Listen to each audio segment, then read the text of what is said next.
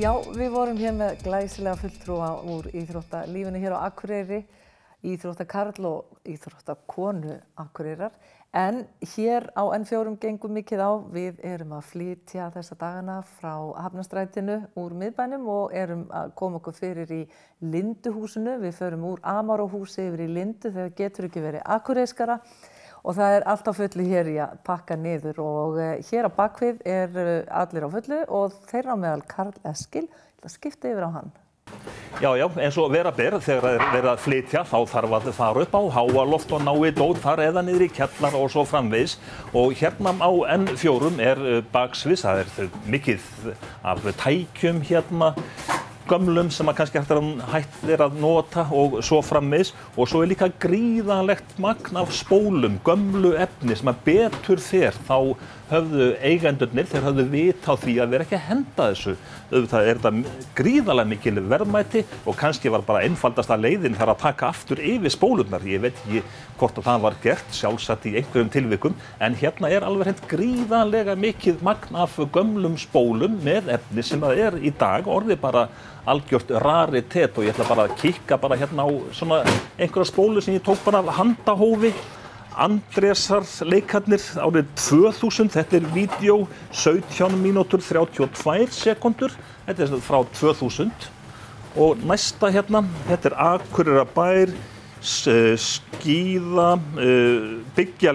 skíðaliftur stendur hérna á þessu, örugglega forvitni þetta að skoða og hérna frá 22.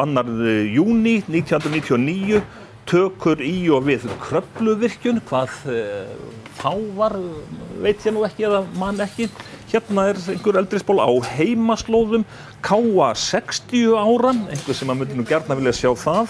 Norræn úrasamkeppni, Tannverndarvika. Þetta sem sagt 28. janúar 1988 og umsjónarmaður þáttarins sem hét á heimaslóðum var Helga Jóna Sveinsdóttir, margir sem muna eftir henni. Það gaman að gramsa hérna baksviðs og allt þetta fer í öruggar geymslur, þessu verður ekkert hent náttúrulega. Hérna annar þáttur frá 1988 líklega, 21.7.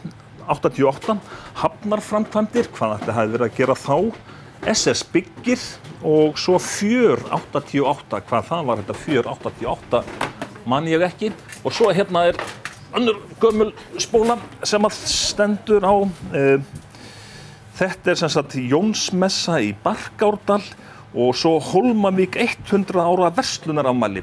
Ég man nú ágætlega eftir því afmæli en hvaða ár það var veit ég nú ekki, en það alveg örugglega svona, hátt í, rúmlega 20 ár eitthvað svoleiðis. Þannig að það mikið til hérna baksviðs, þá eftir að flokka þetta allt saman, en við hendum þessu ekki, heldur setjum þetta í góða geymslu og svo sjáum við til hvort að við flokkum þetta ekki svona þegar að líða fyrir á öldina.